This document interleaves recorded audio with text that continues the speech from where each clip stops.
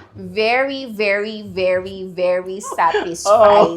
This is what you call workmanship. Pinag-isipan. Binalikan-balikan ko talaga siya. Inintay ko, 7 months na maintain yung hair color ko. Lang. Ang galing po ni Brian. Kahit mag-alas 5 na ng madaling araw guys, natapos yung buhok ni ma'am, sobrang napakaganda talaga ng transformation niya na talagang bagong color na wala talaga yung pagod namin dahil sa result ng hair ni ma'am. Imagine guys, matagal na yung color niya pero maganda pa rin yung result ng hair niya. Kung mapapansin nyo, maganda pa rin talaga.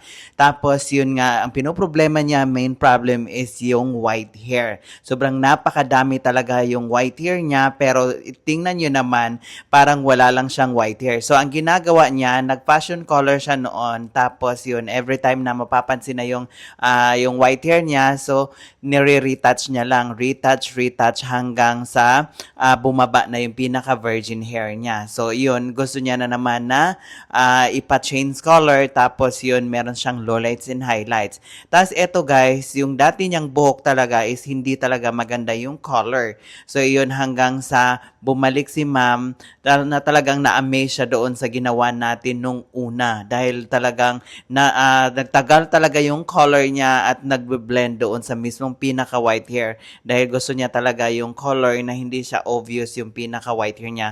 So since na malayo tayo, na nasa Ilocos Sur tayo, so yun, nag-advise ako sa kanya kung anong mas better na color na gagawin at ipapatong sa hair niya na every time na lumalabas na yung white hair.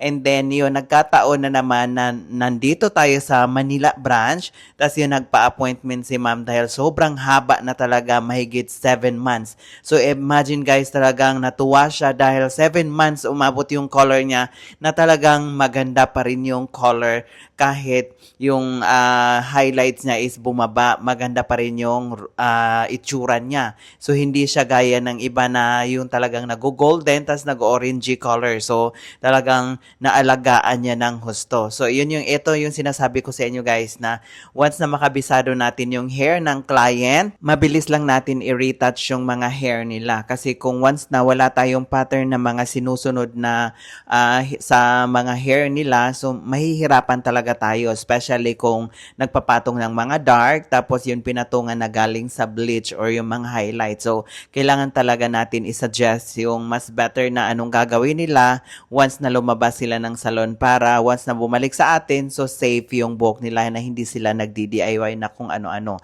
So, ito yung pinaka-after, guys. Grabe. Ang pinaka-after, napakabongga talaga. Sobrang grabe talaga guys, speechless talaga, sobrang napakabongga talaga yung color niya sa lowlights and highlights, at akalain mo marami siyang white hair pero tingnan nyo naman, sobrang napakaganda yung blending ng roots niya guys, close to natural color lang, at yung white hair niya guys, nagbe-blurred lang talaga, na hindi siya as in tinakpan ng husto para prepare siya pag once na mag-regrowth na. So ito yung harap niya guys. Napaka-beautiful transformation. Tingnan nyo naman guys, yung pinaka-effect ng hair color. So ito yung sinasabi ko sa inyo guys, sa harap is as in talagang hindi mo halata yung pinaka-white hair dahil ito close to natural color. Blend talaga yung pinaka-hair color niya, at the same time, yung magmamatch talaga sa skin natin na talagang babagay sa atin at hindi tayo papaitimin dahil meron talagang color na pinapaitim yung reflection sa skin natin, at meron ding color na pinapapuputi tayo. So, tingnan nyo naman guys, grabe ang color niya. Satisfied ka naman sa transformation natin for today, ma'am? Very, very, very, very satisfied.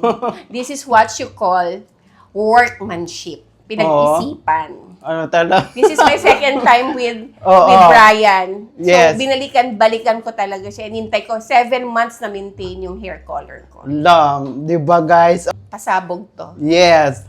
Ang hair color ni ma'am is khaki, yung nag-trending talaga guys. Pero eto, bagong color. Diba? Sobrang napaka-beautiful yung effect niya. Sobrang beautiful. Ang galing po ni Brian. Oh, thank you so much. So, yun, thank you so much, ma'am.